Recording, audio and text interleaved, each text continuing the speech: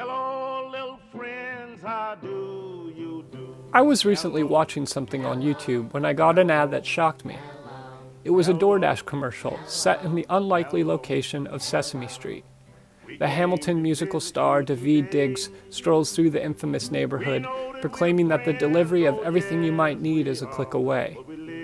I am fascinated by how political issues disseminate through public opinion, and the pairing of Sesame Street and DoorDash was odd to say the least.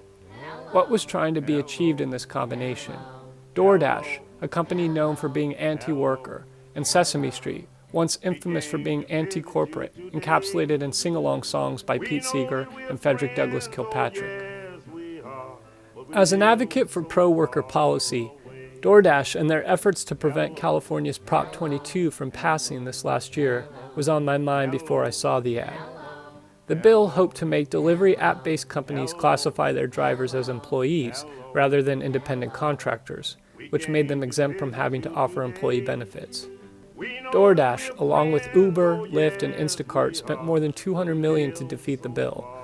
Their aggressive public relations campaign succeeded and won 58% of the vote. It was perceived as one of the biggest losses in American labor movement in recent memory. Prop 22, along with countless settlements involving tip theft in several states, DoorDash is now a leader in the new anti-labor agenda. So how did this surprising collaboration happen? I decided I needed to research the origins of Sesame Street to find out.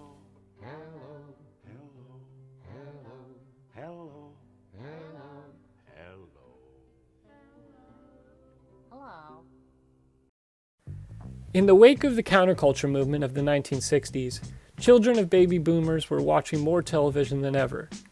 Meanwhile, few opportunities for high-quality, early childhood education were available.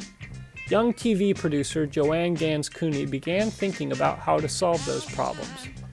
What emerged was Sesame Street, a program that's quick-paced mirrored punchy advertisements, but had child development and education at its core.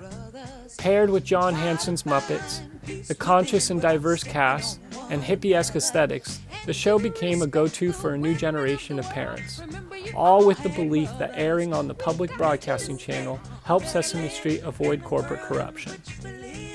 There are, however, rare critiques of Sesame Street and its honest intentions. Diverting from its origin on PBS, it has steadily done more and more advertisement partnerships in recent years. Attempts of sponsorship on Sesame Street dates back even before its first season. Cooney had initially hoped for the show to air on ABC or NBC and gain corporate sponsorship. Early producers on Sesame Street have admitted that commercials had an influence on the show's short segment style, raising questions about whether the show fosters avid television consumption more than educational outcomes. Episodes, often framed around current events and featuring celebrities, have led some to speculate that the lessons in Sesame Street develop an American pop culture literacy opposed to actual literacy more effectively. Regardless of whether or not these critiques are well-founded, it is interesting that Sesame Street has continually leaned on its purity and social advocacy, more than its history to attract viewers. Sesame Street's portrayal of socioeconomic inequality and diverse representation have been key positive aspects of the show's image from the beginning. It continues to create initiatives through the Sesame Workshop for issues ranging from literacy, autism, gender equity, and racial justice, among others.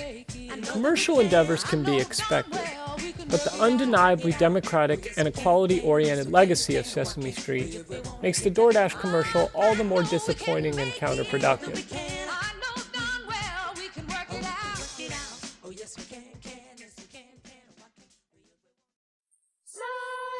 For DoorDash, is there a better way to craft its brand as earnest amid scandals than with Big Bird by its side? I wasn't a huge Sesame Street watcher as a kid, yet I've always been aware of and believed in it as a rare public good. The DoorDash ad signaled to me an opportunity to re-examine the perception of Sesame Street as a left-leaning institution whose sole purpose is not profit. Its affiliation to PBS and its many social and educational initiatives are examples that it has made decisions informed by a greater good ideology.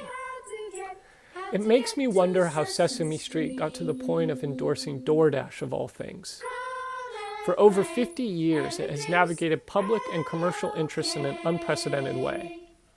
But like many symbols of liberal ideals, I fear laudable brands like Sesame Street are being coerced by immoral companies looking to save face. To the extent that this is inevitable in the 21st century is a question worth asking. It will be important to stay alert to double standards and keep present and future institutions accountable, even those that have a conscience.